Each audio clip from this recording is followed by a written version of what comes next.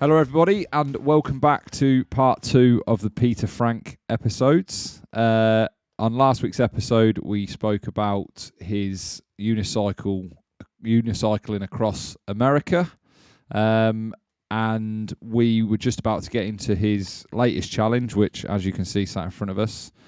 Dressed as a pirate, he is canoeing down the Mississippi River. So, welcome back, Peter. Thank you very much for coming on the podcast, and warm welcome, everybody. Hello, everybody. It's good to be back after 1 week and still on day 112. No time has passed, and 1 week. You look as young as you did last week. Oh, thank you. So we sort of tackled the unicycle, as I said in the intro there. So what happened once you were back from the unicycling then? What did you do then, and how did you gear it for your next challenge? So I didn't necessarily want to go home, back to my parents, at least in Michigan, because I had just gone on this grand adventure, and I set myself up mentally to be out there for basically the rest of my life. That was how I put myself in the mentality of being able to do that for so long. Because especially for your first time doing that, it was like goodness gracious. You go out and you have this unearthly experience, and you're detoxing your mind of social media. You're detoxing your mind of a lot of temporal pleasures in the world. And so you're replacing all of that with real world virtues, like fruits of the spirit and patience, kindness, gentleness, and gratitude, basically. So I had this huge rush of serotonin, and I was on this really emotional high of I was on this really emotional high of journeying for so long. And hey, how you doing? Thank you for the water. Thank you so much. I'll see you in a little bit. And so I decided. So what I did was I had the frame bars that I touched on last week, 10 minutes ago. On last week's episode. Yeah, and I had ripped those off when I got there, and so I just had the bare unicycle, and I bought a backpack instead so I did backpacking, switched to backpacking. I still have the unicycle. I rigged the unicycle so that I could carry it on the back of the backpack, and I took the bars off because I wanted to carry everything on my back. So my pack weighed 15 pounds, went bare minimum with my tent, sleeping bag, bedroll, hygiene, which is toiletry, toothbrush, toothpaste, nail clippers, and a small first aid kit, and my phone, charger, and solar panel. And that was it. And water, of course. And so I walked, and I also hitchhiked on this next journey because I had never hitchhiked before in my life, and I wanted to try something new. Never tried hitchhiking before. So I hitchhiked and walked and unicycled a total of 800 miles. And I think I walked close to 250 miles of that in the 10 days that I was journeying. And this was a month after I had left, or I had gotten to Phoenix. This is a month after that. And so I did Phoenix, Arizona to Los Angeles,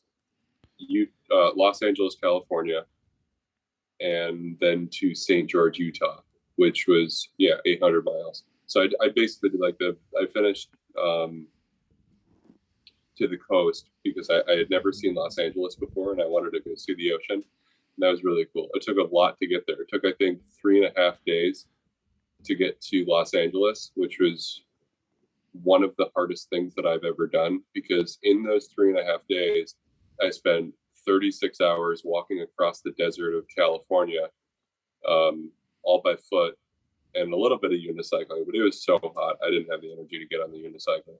So I basically walked the unicycle, and I walked for 36 hours or sorry, no, 36 hours was the time I was in the desert. I think I walked a total of like 18 hours of that. So about half of that, and the other half was sleeping.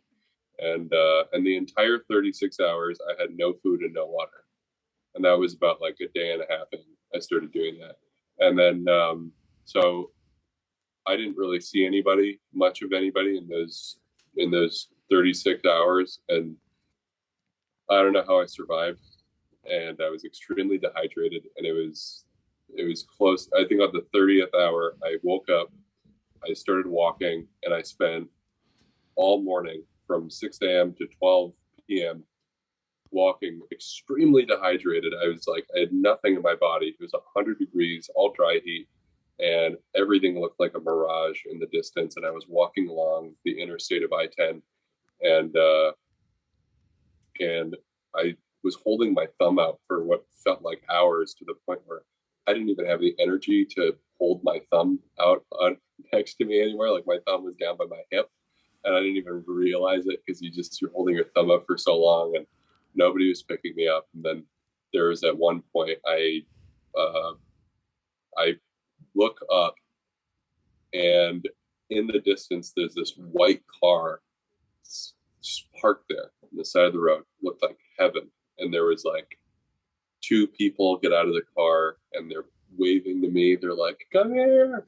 They're like, "Hi!" And like in my disbelief of like somebody picking me up, being extremely dehydrated as I was, and having just walked across a desert, I started kind of like hobbling. Went from like a little hobble walk to like a hobble jog, and then I just start running, and then I realized I didn't have enough energy to run, so I just went back to walking, because they were like a little bit ahead of me. They were probably like 200 feet up the road where they parked, because they're on an interstate, so they're going really fast. So they parked really far ahead of me. Then I just walked the rest of the way to them, because I didn't have any energy, didn't have any water in my system, and they gave me a ride from. It was close to. I think I was within 100 miles of Palm Springs. I'm not. No, no. I was like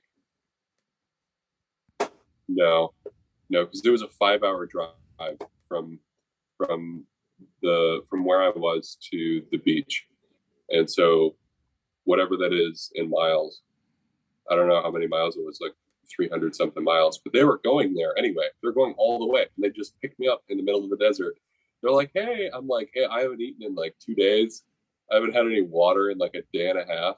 Can I like, can I have some water, please?" And Gatorade, water, and we went on this 5 hour road trip, and I went from dehydrated walking in the desert in the morning to swimming in the Los Angeles Ocean that night. And then they left. They went on their separate way on whatever journey they're embarking on, and really, really great people.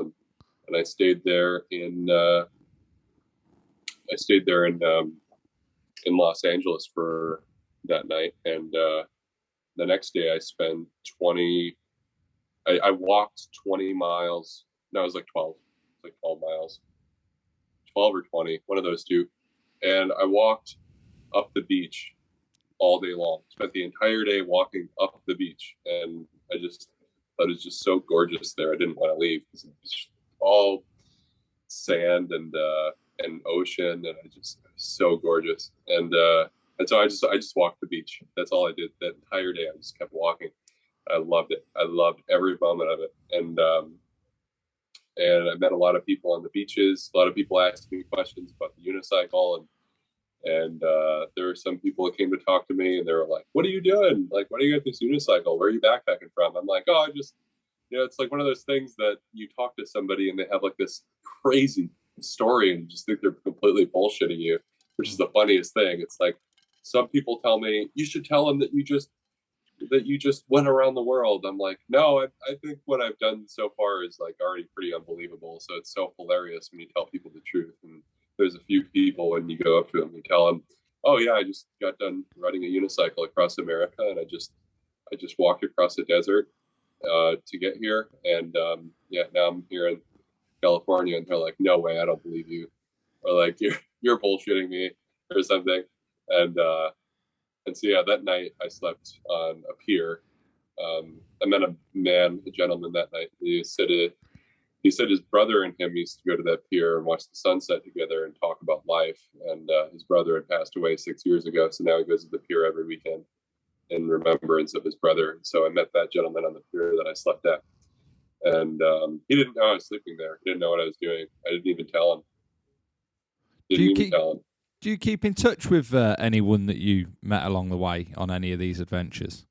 Yeah, I keep in touch with about probably 60% of the people that I meet. And Was he one of them? no, because I didn't tell him what I was doing. I just All right. talked about him and his life because that was all that mattered in that moment. It's like it was a moment where you kind of realize it's like, well, I get to talk to like amazing people all the time, and it's always like questions about my journey or like questions about how far I'm come, what I'm going to do, and it's really really nice to enlighten someone else's journey because it's like in that moment I was part of his journey, and that was the coolest part of the conversations that I had with him is that I asked him questions about his life, and it was like his moment where he was alone on this thing and remembering his brother, and he's probably never had an experience where somebody went and talked to him for like 2 hours about his life. And so I went and talked to this guy, and he asked me where I was coming from, and I'm like, oh, I don't know, I'm just walking around. Yeah, I didn't at all get into details about what I was doing, and really really cool guy. And he asked if I had any social media. I bluffed it. I was like, no, I don't, I don't even have a phone, which I did have a phone, but I just didn't want him to I didn't want the conversation to be about me because as soon as you tell somebody you ride a unicycle across the country, like everybody has all these questions, and most of the time it's like the same questions, and it's like this guy doesn't. It doesn't matter what I did.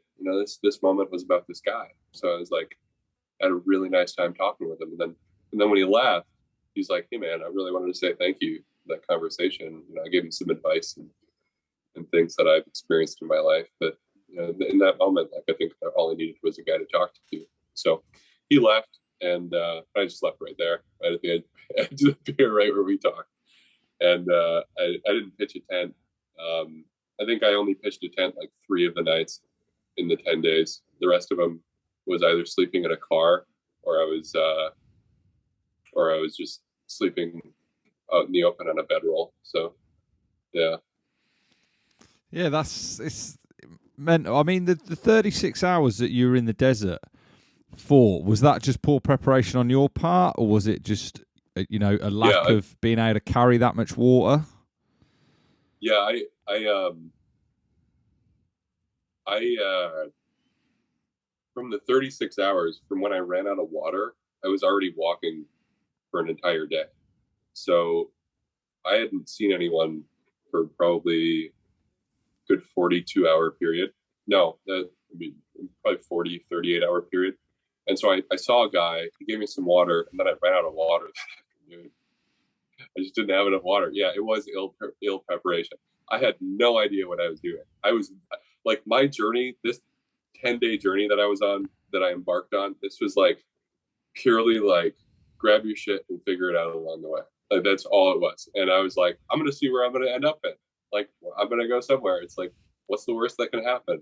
And so that's the worst that can happen. You run out of water in the desert and almost die of dehydration. So I mean, if anybody were to go on a voyage, especially in the far southwest, where there's a lot of deserts and sand and not a lot of water, and the towns are on I-10, the towns are like sometimes 100, 200 apart, and it's just crazy. It's just pure desert down there. Like Death Valley is on Route 66 from Flagstaff, going down to Santa Monica, and I was like probably like 300 miles below that on I-10, and so it was a lot more desert that I was experiencing, and yeah, the entire 10 days it was like winging it.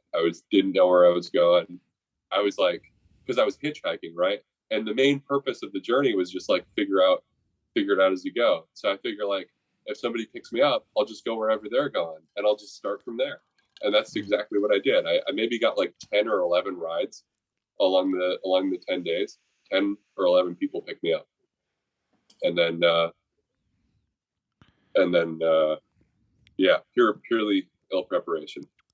But How does that conversation go once you've stuck your thumb out and someone's pulled over, and then you approach the car? What do you say?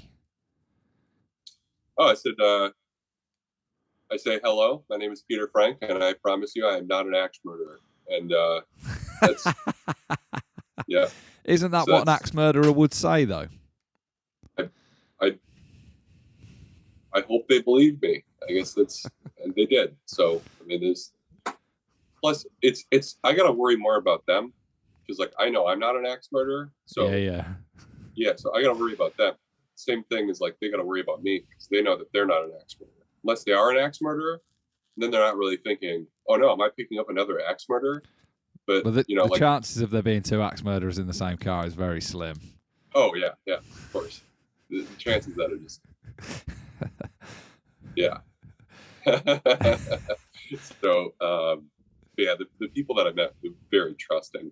I guess I just come off to be a trusting guy, or maybe I got just really lucky. Who knows? But yeah, I looked exactly how I did now. I did the headband. I didn't have the pirate hat. I don't have it right now. It's outside in the thing because I'm wearing headphones, so I don't need to wear it right now. But I didn't have the pirate hat yet. I sewed the pirate hat out of deer leather completely from scratch, and it took 6 months over the last winter, a year ago, almost a year ago. And so I had the dreads, I had the beads, I had the headband, and that was it. This is how I looked, just hitchhiking, except I had a big backpack and a unicycle. And so usually when you pick a guy up on the side of the road, he's got a unicycle and a backpack, he's probably not going to fucking kill you, so you gotta go pick your battles. The unicycle killer. Unicycle killer, like it's secretly a knife. You like unsheath the saddle. Yeah, you got a secret blade in there. So from there, obviously the Instagram reel that I came across and the reason that you are sat in front of me, which is the challenge that you're currently on. I call it a challenge. I don't know whether you say it as like a path to awakening or whatever it is, or just the sort of freedom that you search for. But yeah, is that you're canoeing down the Mississippi River again? Like, where did that come from? Because it's like, for me, obviously, I'm across the pond in the UK. And America is, so vast for especially for me to comprehend against, England and the UK as a whole, really. What was the sort of deciding factor to choose the Mississippi, and how's it going, I suppose? Well, much like how you find your the people that you interview, I found a gentleman who is currently paddling the Mississippi last year, and so he became a really close friend of mine, and he was like 80 days into paddling the river. It took him 92 days to paddle the river. And I came across him towards the end of his journey, and I started following him while I was on the unicycle trip and on social media. And so I reached out to him, told him what I was doing, and he told me what he was doing. We had like awesome phone calls, and we just shared experiences because it was his first journey as well. He had never gone on a big journey, and I had never gone on a big journey. So we were both kind of like in the same mindset of like, wow, this is really cool. I want to do this again sometime, So his name was, if you want to find his TikTok, it would be Gullard Paddles, GULLERUD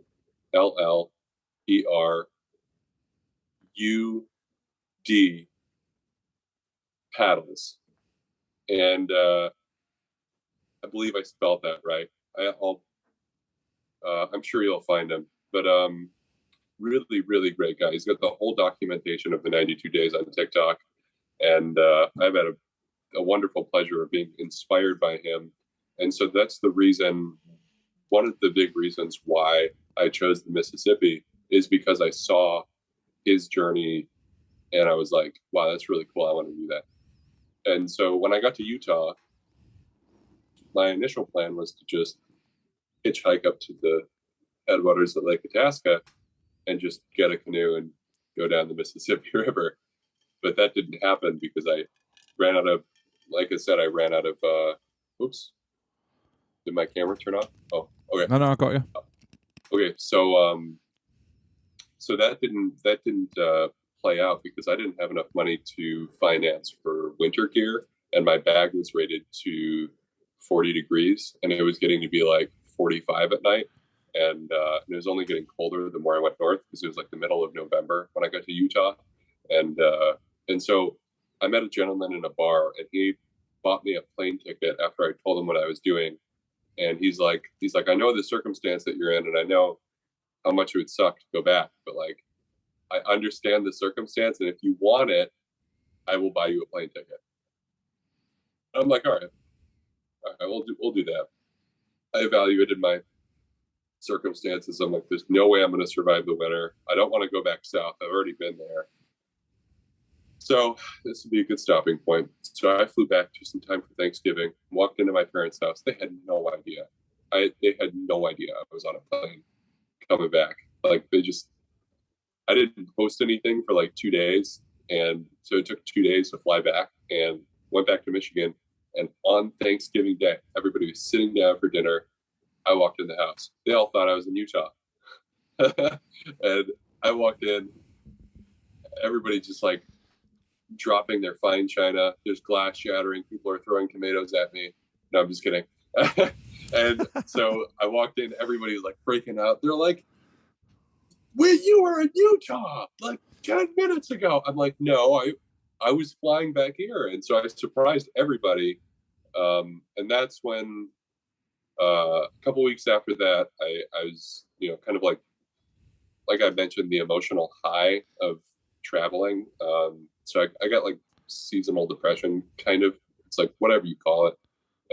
I don't think it's a chemical imbalance. I think it's bullshit. But I think it's like I think we make our own happiness, and we have the ability to make our own happiness. And I didn't understand that at the time, and I was like going through like poor diets and stuff. It's a really really deep story. I'd talk for like days if I got into that topic. But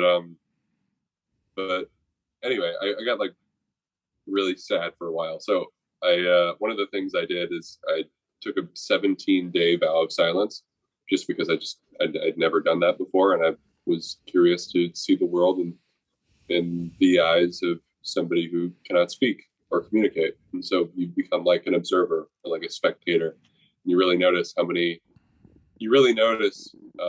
how often people will just speak. If once when they become comfortable with you being silent and understand that you're not going to reply, they people will insist on speaking to fill the silence. It's almost like the silence of sitting down and enjoying your surroundings in a complete quiet environment is the most like uncomfortable thing in the world right now. Like, how hard it is for most Americans to like sit down and meditate for 10 minutes because we're just so visually stimulated by like social media and temporal pleasures. And it's like, that's one of the hardest things for people to do is just like sit down and close their eyes for 10 minutes. And so when you like talk to people, or sorry, not talk, because I had a vow of silence, but when you like are around people will insist on filling that silence because it's like somehow uncomfortable for them to like be in the midst of that silence. People aren't used to it. We just kind of like what I'm doing right now is but we're on a podcast, so it's different circumstances. So I'm like obviously speaking to fill the void of silence with some form of content for your viewers to enjoy. And so that's the purpose of my words. Well, yeah, 100%. I mean, a podcast without words would just be dead air, and we wouldn't get very far. So, what with the 17 days of your vow of silence? Who did you speak to prior to that? What are the parents thinking during these times of you going out and doing all these different weird and wonderful things? And yeah, like what was it sort of like back home when you were in between the challenges?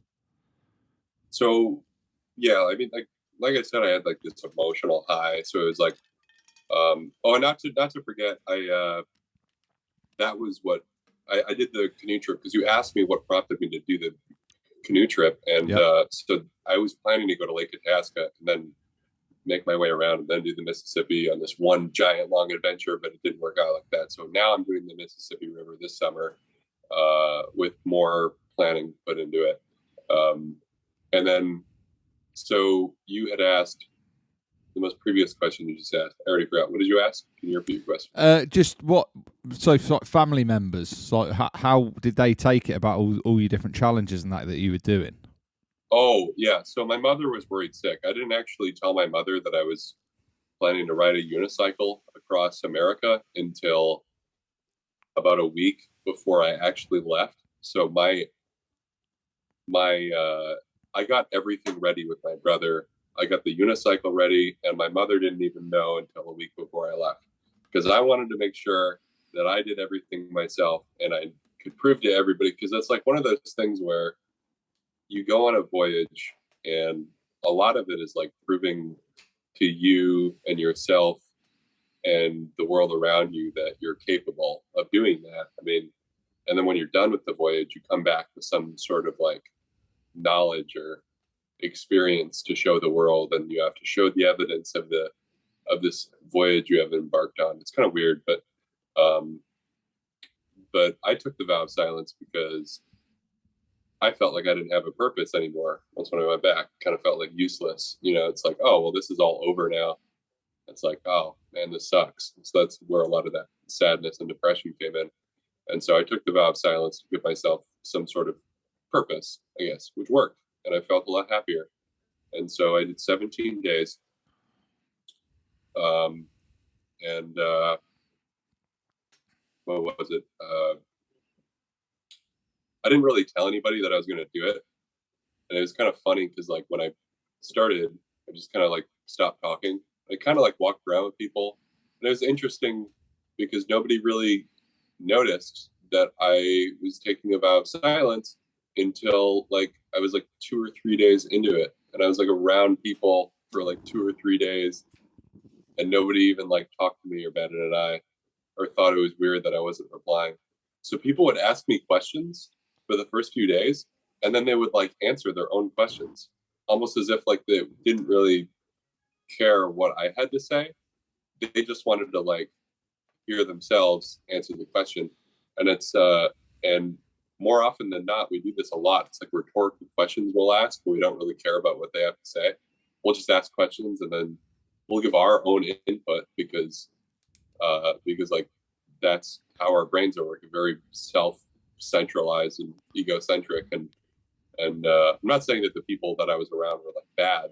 They're all great people. It's just that was just one thing that I had noticed was like nobody really paid attention because a lot of the people that I was around weren't actually asking questions to find information. They were asking questions to provide information. So that was just one little thing that I noticed. And so once when people did start noticing, they were just like, oh, he hasn't been talking. They were like, it was just a normal thing. They're like, he hasn't been speaking. It's just, oh, don't worry about it. You know, and then when I go to new people that didn't know what I was doing, the people that were used to it by that time would just tell them, oh no, he's just not talking for a while. We don't know what he's doing. So I did that once when everybody around me became used to me being completely silent. People would just kind of like talk to themselves when they're around me. Like normally when you like the funny thing is when you're sitting alone in a room, you're not like talking.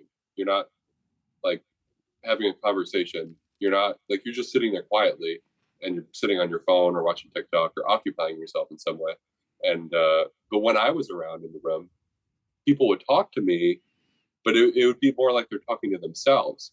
So it's like you could hear what people are thinking because they would just start conversations with themselves since you're there in your presence, but they're used to me not responding, so they would just answer their own questions, and you could hear like the thought process of them communicating with you, and like it's like they're speaking out loud, and people don't even realize it.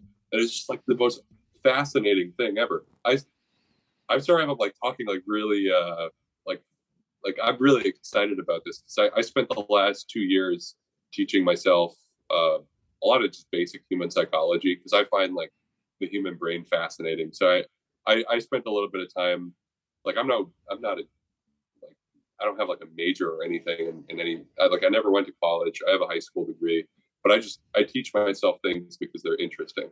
And so I found the human brain interesting and like how that works.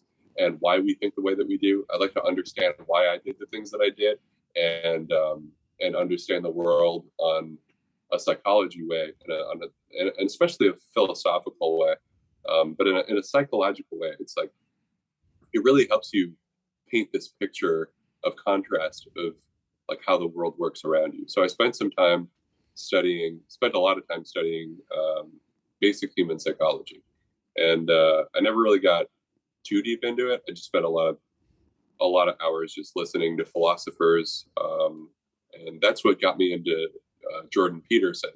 And Jordan Peterson was someone who spoke very eloquently about his experiences and his thoughts, and it was really really cool to hear his thoughts of psychology, because he's a certified clinical psychologist, so he knows like all the things about that. That's what got me into him. It's so fascinating.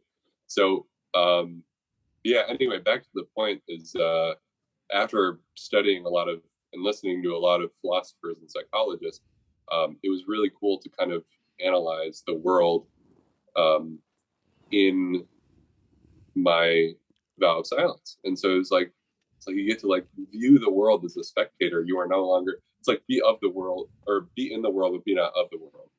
And that was a really really fun experience. Like that took away a lot of my depression, because it kind of like gave me a purpose, and it also like entertained me, if that makes sense.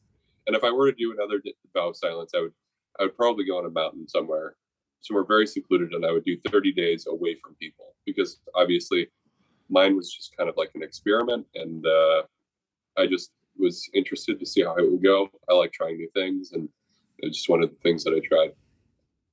Oh yeah, definitely. I mean, the list of things that you've done just shows that you enjoy doing new things and testing yourself and putting yourself in uncomfortable, positions and situations. That is sadly it for part 2, ladies and gentlemen. If you've got the time, I'd like to carry on part 3, and we can get there. Okay, so the only issue is my phone is at 5% battery, and I have an iPhone, so it's plugged into the port where I charge it, so I wouldn't be able to use headphones anymore, and I would have to go over there as well. I charged my phone, but Zoom just sucked all my battery up. Okay, well, I'll tell you what we'll do is, once you've completed this Mississippi run and then your bike ride afterwards, do you want to jump back on and we'll talk through that? Because that's going to fill a couple of episodes again. I'll be more than happy to have you back on. This has been amazing.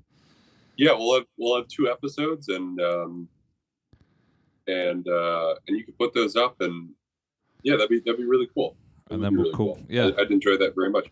And I'm sure that there'll probably be another time when I'm like probably in like New Orleans or a big city, and I'll find another podcast studio, and we could probably do it again during a time that I'm doing other podcasts. That way we get everything together. That way I have access to a headset, and then I'd have all the experiences and things to share about the current journey. And I can give you a better rundown on what I had gone through. 100%, yeah, brilliant. All right, well, do you want to shout your tag out again, obviously, for this episode? Any followers and stuff can jump on? That's right, yeah. I have so my website, my domain is whereispeterfrank.com. It's whereispeterfrank.com. And you can also find this on any of my social medias. I post the most on Instagram stories right now, and my Instagram is Captain Peter Frank. And you may enjoy seeing me hobble my way down the river for the next 3 weeks. So check it out if you want to. Yeah, brilliant. Well, everyone, head over to whereispeterfrank.com. Thank you for coming on the podcast, Peter. It's been an absolute pleasure to hear about your life story. And thank you. This podcast has been way overdue, and I've been really excited about it. haven't had any service or anything on the river, and it's been really hard to plan things and get estimated times for scheduling. Yeah, no, it's fine. I've obviously had my issues with my Calendly and stuff like that, getting that all sorted. So yeah, no, it's been brilliant. And like, yeah, I've touched bases with you like weekly just to check in with you and yeah, make sure everything's good. But yeah, it's been brilliant. Thank you very much for coming on. And yeah, we'll touch bases, going forward, and we'll get you back on the podcast. All right, thank you. Brilliant. Thank you very much for listening, everybody.